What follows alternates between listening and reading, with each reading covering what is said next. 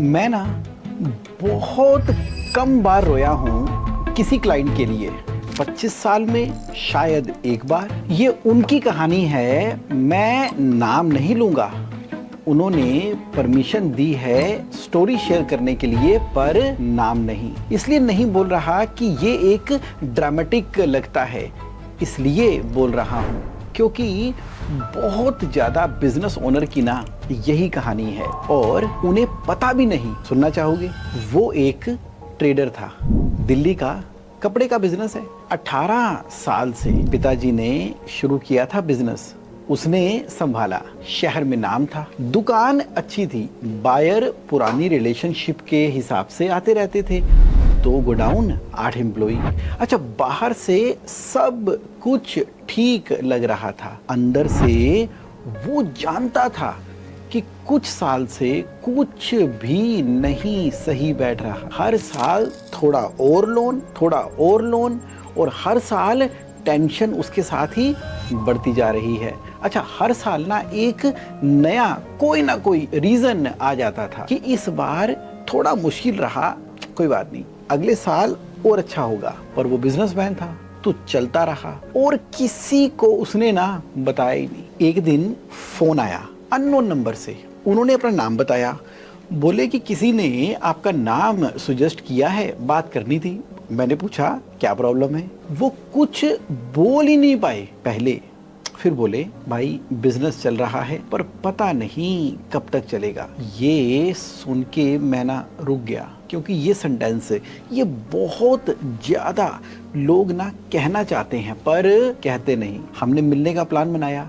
1 हफ्ते बाद जब मैं उनके ऑफिस गया, वहाँ जो देखा वो मैं ना एक्सपेक्ट नहीं कर रहा था। ऑफिस में बैठा, फाइल देखी, उनका बैंक स्टेटमेंट देखा, बायर की लिस्ट भी मैंने देखी। पहला नंबर था 67 लाख आउटस्टैंडिंग रिसीवेबल, 60 दिनों से ऊपर 41 लाख रुपए, 90 दिनों से ऊपर 22 लाख रुपए। दूसरा नंबर मैंने देखा उनकी इन्वेंट्री का, 1 करोड़ 40 लाख रुपए का स्टॉक था उनका, जिसमें ना 35% तो 9 महीने से बिका ही नहीं, 49 लाख रुपीज फ्रोजन। तीसरा नंबर बैंक का बैलेंस 1,80,000, 67 लाख रिसीवेबल, 49 लाख की डेड इन्वेंट्री, 1,80,000 बैंक में। मैंने उनसे पूछा ये नंबर आपने पहले देखे हैं एक साथ? उन्होंने कहा नहीं, 18 साल का बिजनेस और पहली बार अपना पूरा पिक्चर देखा। हमने मिलके एक चीज की, पहले 30 दिन में सिर्फ रिसीवेबल, कुछ नहीं, सिर्फ और सिर्फ रिसीवेबल। टॉप 5 बायर को पर्सनली कॉल किया, रिलेशनशिप खराब नहीं की, सिस्टम बनाया, हर बायर के लिए पेमेंट डेट फिक्स की।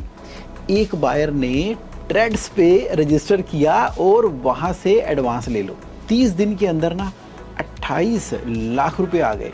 लोन नहीं लिया, नया सेल नहीं किया, सिर्फ अपना अटका हुआ पैसा मांगा सिस्टम के साथ। दूसरे 30 दिन के अंदर इन्वेंट्री ऑडिट, 49 लाख में से ना 18 लाख का माल डिस्काउंट पे निकाल दिया, क्योंकि अटका हुआ पैसा कोई भी रेट पे ना पैसा ही है।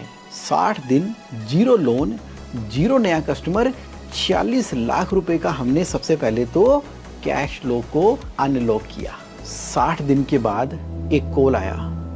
उन्होंने कहा जगमोहन भाई, आज पहली बार मैं अपने बाप की फोटो के सामने बैठ के उन्हें बताया कि बिजनेस ठीक हो रहा है। उनके पिताजी ने ना 4 साल हो गए थे कि वो चले गए थे बिजनेस, और 4 साल से वो एक ही बोझ लिए चल रहा था कि कहीं से भी बिजनेस ना संभल नहीं पाया था। वो कॉल खत्म करके मैं ना काफी देर तक बैठा रहा, काफी देर तक। ये एक नंबर नहीं था, 40 लाख नहीं था, ये एक आदमी था जो अपने पिताजी को फेस कर पाया, क्योंकि अब ना सब कुछ ठीक हो गया था। मैं ये इसलिए शेयर कर रहा हूं क्योंकि ये सिर्फ एक कहानी नहीं है, ये हजारों लोगों की कहानी है जो चल रहे हैं, संभल रहे हैं, पर किसी को बता नहीं रहे। अगर आप भी वहां पर हो ना, पता है कि कुछ ठीक नहीं है और किसी को नहीं बताया अभी तक, डिस्क्रिप्शन में एक लिंक है, cash flow clarity call, 30 minute free है। मैं पर्सनली बात करता हूं, कोई जजमेंट नहीं, कोई बड़ा पिच नहीं, सिर्फ देख लेते हैं कि क्या हो सकता है। प्रॉफिट ऑन पेपर से कैश इन बैंक तक, द कैश लो सरदार।